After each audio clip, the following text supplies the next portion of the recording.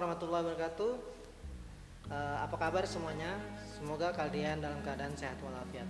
Pada hari ini kita akan membahas suatu materi, yang mana ini materinya. Nah, tahu? Nah, ini adalah tentang iman kepada kitab-kitab Allah. Nah, kitab Allah itu ada apa saja, nanti kita akan bahas. Tapi Bapak akan menyampaikan materi apa saja yang akan kita bahas pada hari ini. Kita lihat, materi pertama adalah memahami makna iman kepada kitab Allah. Materi kedua adalah landasan dan cara beriman kepada kitab Allah. Kemudian kita berperilaku yang sesuai perintah Allah dalam kitabnya. Kemudian hidup sesuai perintah Allah dalam Al-Quran.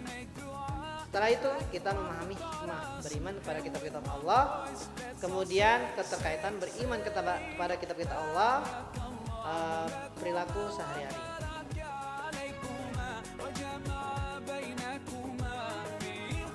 Baik, ketentuan beriman kepada kitab-kitab Allah, yakni kita bahas dulu pengertian tadi. Ya, pengertian beriman kepada kitab Allah. Tahu, ada yang tahu artinya iman? Iman ini sudah dibahas dari SD, SMP, SMA yang sekarang ini. Iman artinya apa? Betul, percaya. Nah, kitab artinya adalah firman Allah Subhanahu wa taala yang dibukukan menjadi sebuah mushaf. Ya. Kemudian arti iman kepada kitab yaitu percaya. Kitab-kitab Allah membuktikan kepercayaannya tersebut dengan amal sehari-hari. Nah, manusia wajib mengimani kitab-kitab samawi. Apa kitab samawi? Kitab samawi itu adalah kitab yang bersumber dari Allah Subhanahu wa taala. Apa saja? Nah, ya. Itu ada kitab Zabur, ya, kemudian Taurat, Injil, Al-Qur'an, ya. Ini adalah kitab-kitab Allah Subhanahu wa taala. Nah, pengertian beriman kepada kitab Allah masih kita lanjutkan. Kitab artinya adalah kumpulan firman Allah yang sudah dibukukan. Suhuf, nah ini perbedaan suhuf. Suhuf berupa firman Allah namun tidak dibukukan, berbentuk lembaran-lembaran saja. Jadi kalau kalian ketahui sebelum Al-Quran itu terbentuk menjadi buku, itu disebut mushaf, berasal kata dari suhuf. Berarti Al-Quran ini masih berceceran, masih berupa lembaran-lembaran yang mana ada tertulis dari kulit sapi, daun dan yang lain-lain, ya. Yang mana pada masa itu dijadikan alat untuk menulis suatu kata, suatu bahasa, ya. Kemudian beriman kepada kitab Allah artinya adalah meyakini dengan sepenuh hati. Ini menurut istilah, ya. Beriman kepada kitab Allah adalah meyakini dengan sepenuh hati bahwa Allah telah menurunkan kitab suci kepada para utusan Allah untuk disampaikan kepada manusia sebagai pedoman hidup.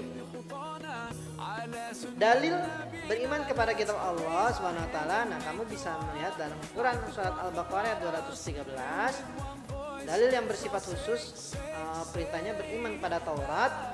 Quran surat Al-Maidah ayat 44.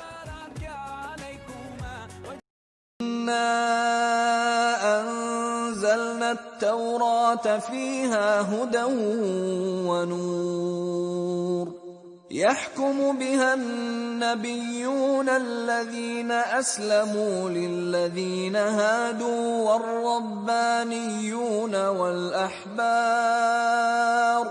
والربانيون والأحبار بما استحفظوا من كتاب الله وكانوا عليه شهداء فلا تخشوا الناس واخشوني ولا تشتروا بآياتي ثمنا قليلا ومن لم يحكم بما أنزل الله فأولئك هم الكافرون.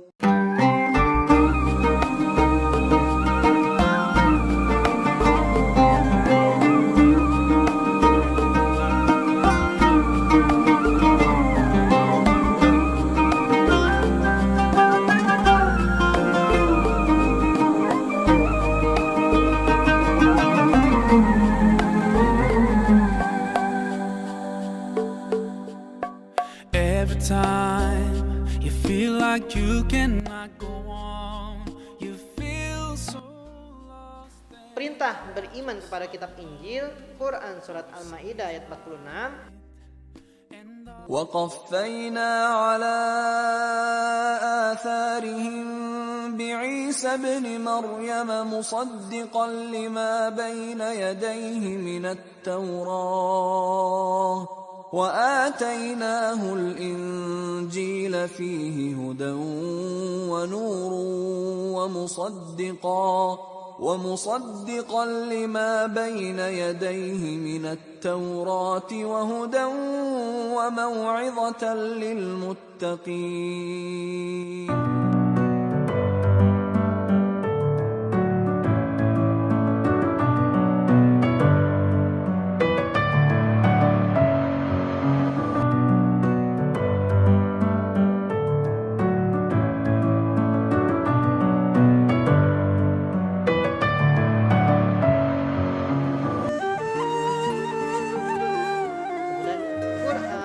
Perintah beriman kepada kitab Zabur, Quran surat Al-Isra ayat 55.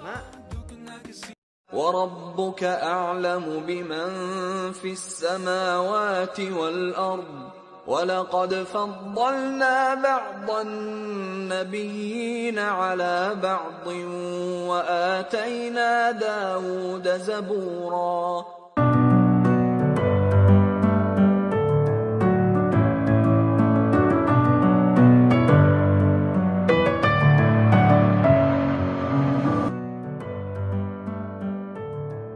Perintah beriman pada Al-Quran.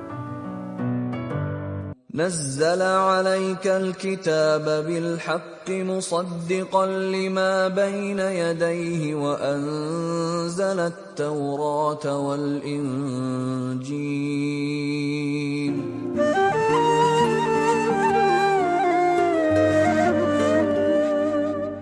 अल्लाह ही अल्लाह किया करो, दुख न किसी को दिया करो, जो दुनिया का मालिक है नामों। Nah, keistimewaan Al-Quran apa saja? Nah, ini kitab Al-Quran adalah yang mana kitab-kitab sebelumnya dimasukkan ke dalam Al-Quran, maka semua kisah dalam kitab sebelumnya itu sudah ada di Al-Quran. Sebagaimana yang pertama keistimewaan Al-Quran. Satu, sebagai pembenar kitab-kitab sebelumnya. Jadi Al-Quran ini membenarkan apa yang dikatakan atau apa yang tersurat di dalam kitab-kitab sebelumnya. Yang kedua, keberkahan bagi yang membacanya. Nah, dalam Al-Quran ketika kalian membacanya, kalian akan mendapatkan keberkahan. Apa itu keberkahan? Bertambahnya nikmat. Ya, kalau kalian membacanya lebih bagus, maka nikmat sekali didengarkan. Ya. Yang ketiga adalah membuat daya tarik orang yang beriman untuk mempelajarinya. Jelas. Al-Quran ini banyak sekali orang-orang yang ingin mempelajarinya. Salah satunya adalah ada ilmuwan pada saat itu yang ingin mengkaji tentang Firaun, yang mana Firaun itu kenapa sih, ilmuwan itu bertanya-tanya, kenapa sih Firaun ini adalah manusia satu-satunya yang awet sampai saat ini. Nah, sehingga pada saat itu karena mereka itu tidak berasal dari Islam, akhirnya diberitahukanlah oleh ilmuwan Islam, ini sudah tersurat dalam disampaikan oleh Al-Quran Subhanahu wa Ta'ala, Al-Quranul Karim, yang mana disampaikan bahwa Firaun akan diabadikan sebagai pembelajaran hidup manusia. Nah, kisahnya itu diceritakan pada zaman Nabi Musa, yang mana pada saat itu ada kisahnya di dalam Al-Quran, ada di kitab Zabur, ada di kitab Injil dan lain-lain. Ya. Just open your eyes and I know with. Nah, kemudian memberikan ketenangan jiwa. Nah, ketika kalian membaca Al-Quran dengan baik fasih, ya, maka ini akan menjadikan ketenangan hati bagi sekitar kalian, ya. Kemudian pemberi syafaat kelak di hari kiamat. Yang terakhir adalah terjaga keasliannya dari perilaku orang-orang jahat. Al-Quran dari zaman dahulu sampai zaman saat ini adalah terbukti akan keasliannya. Kenapa? Karena dijaga oleh para hafizah, yang mana terdapat di seluruh penjuru dunia yang sudah menghafal Al-Quran, sehingga dapat dikaji ulang apakah ini benar atau salah, ataukah ini ada yang diubah atau tidak, ya. Maka ini adalah kehebatan Al-Quran. Kalian tahu kan, tadi Bapak sudah menjelaskan banyak kitab-kitab yang telah Allah turunkan atau disebut kitab samawi, ya. Nah, macam-macam kitab tersebut, yang pertama Bapak ulas kembali, pertama adalah kitab Taurat. Nah, tahu kitab Taurat? Tahu. Kitab Taurat itu diturunkan kepada Nabi siapa? Ada yang tahu? Ada yang tahu? Nah, kitab Taurat itu diturunkan Nabi Musa. Nabi Musa menggunakan bahasa Ibrani, yang mana umat yang menerimanya pada saat itu adalah kaum Yahudi. Nah, kitab ini berisi 10 perintah Tuhan, ya. Kemudian tempat yang diterimanya di Tursina, berlaku pada abad ke-12 sebelum Masehi. Kemudian ada kitab Zabur, diturunkan kepada Nabi siapa? Nabi Daud, betul sekali. Nabi Daud, ya, yang mana pada saat itu kitab Zabur diturunkan kepada Nabi Daud. Apa bahasanya? Bahasanya yang digunakan adalah bahasa Kipti, ya. Kemudian yang ketiga, umat yang menerima adalah sama, kaum Yahudi. Jadi Musa dan Daud itu masih dari kaum Yahudi. Bahkan Nabi Isa pun masuk dari kaum Yahudi. Berisi apa? Tentang zikir, nasihat, hikmah, dan tidak mengandung syariah, ya. Kemudian Nabi Daud meneruskan syariat Nabi Musa, tempat diturunkannya di Yerusalem, berlaku sejak abad ke-10 sebelum Masehi.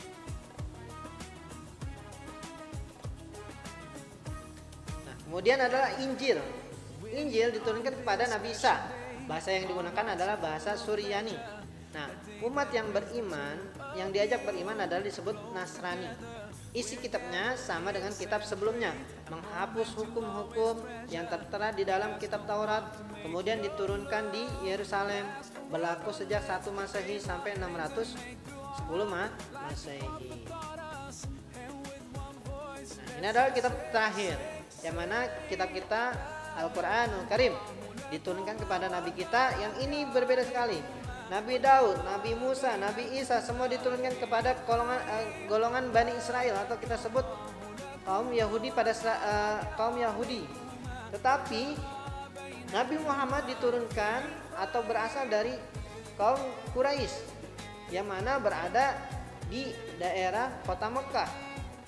Kota Mekah itu keturunan dari Nabi Ibrahim alaihissalam, ya.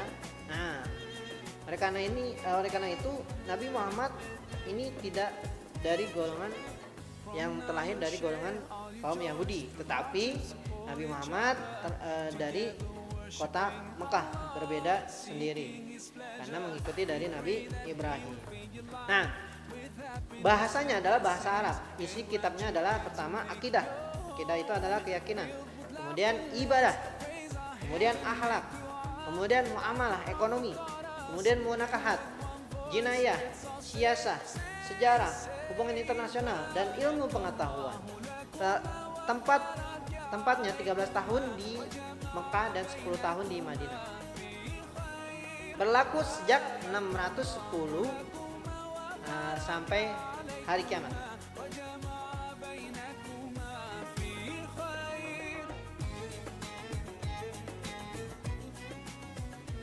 Cara beriman kepada kitab Allah. Pertama, meyakini kebenaran kitab suci, isi kitab suci. Jadi, kalau kita ingin mengimani, kita harus meyakini bahwa yang kita baca ini adalah benar. Yang kita terima ini adalah benar. Maka, ketika kita sudah meyakini kitab suci, maka kita akan beriman kepada kitab-kitab Allah. Kemudian adalah tidak membeda-bedakan antara kitab suci yang satu dengan kitab suci yang lainnya.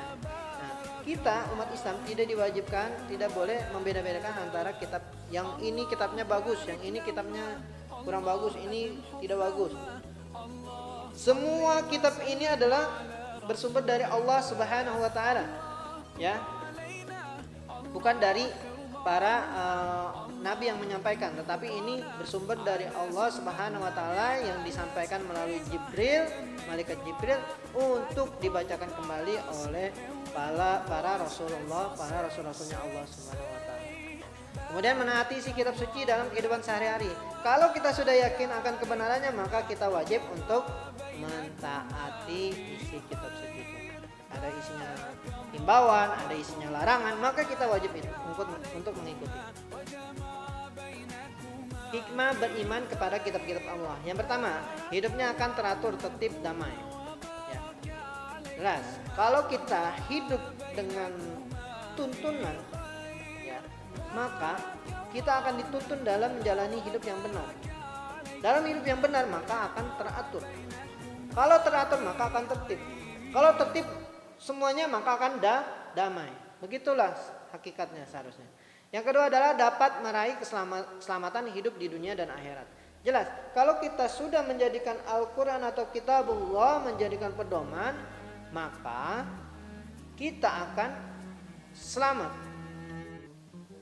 Oke, kita akan membahas tentang hikmah. Hikmah beriman kepada kitab-kitab Allah. Apa saja sih hikmahnya? Kita lihat dan saksikan di sini. Yang pertama adalah hidupnya akan teratur, tertib, damai. Ya, kalau orang beriman pada kitab Allah, dia akan tentu ketika kitab itu dijadikan pedoman hidup, maka hidupnya akan berjalan sesuai dengan yang ditentukan atau sesuai dengan Al-Quranul Karim. Maka akan teratur karena dia akan mengikuti akan perintah Allah dan menjauhi larangannya. Kemudian kalau sudah teratur pasti akan tertib. Kalau sudah tertib pasti semua manusia yang akan di bumi ini akan damai. Yang kedua adalah dapat meraih keselamatan hidup dunia akhirat. Jelas, kalau kita mengikuti akan pedoman hidup yaitu Al-Quranul Karim atau mengikuti akan perintah Allah dan menjauhi larangannya, maka kita akan selamat di dunia dan akhirat. Yang ketiga adalah dapat menambah semangat beriman kepada kitab-kitab Allah Subhanahu wa taala.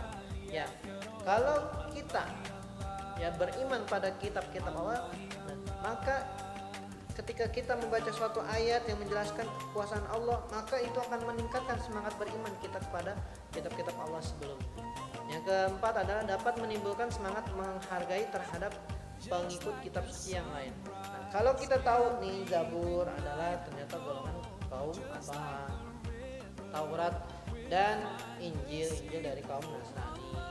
Ya, nah maka kita tahu sejarahnya dari Al-Quranul Karim, maka kita menghormati dan karena dia meyakini hal yang sedikit berbeda dengan kita. Perilaku yang mencerminkan beriman kepada kitab-kitab Allah. Nah ini kamu perhatikan pada diri kamu, apakah ini termasuk kamu atau tidak. Yang pertama, gemar membaca dan mengamalkan Al-Quran. Ya, yaitu gemar membaca Al-Quran, gemar mengamalkan isi kandungan Al-Quran. Ya, kalau kita gemar membaca maka kita tahu isi kandungan Al-Quran. Kalau kita tahu isi kandungan Al-Quran, maka ketika kita ingin mengamalkan maka diamalkan. Nah ini akan menjadikan manusia hakikat yang lebih baik. Yang kedua ada gemar mendakwahkan isi kitab suci kepada manusia lain. Nah, kalau kita tahu suatu ayat yang mana ayat itu harus disampaikan kepada umat lain, maka disampaikan. Ya, misalkan ada kesalahan atau yang lain-lain.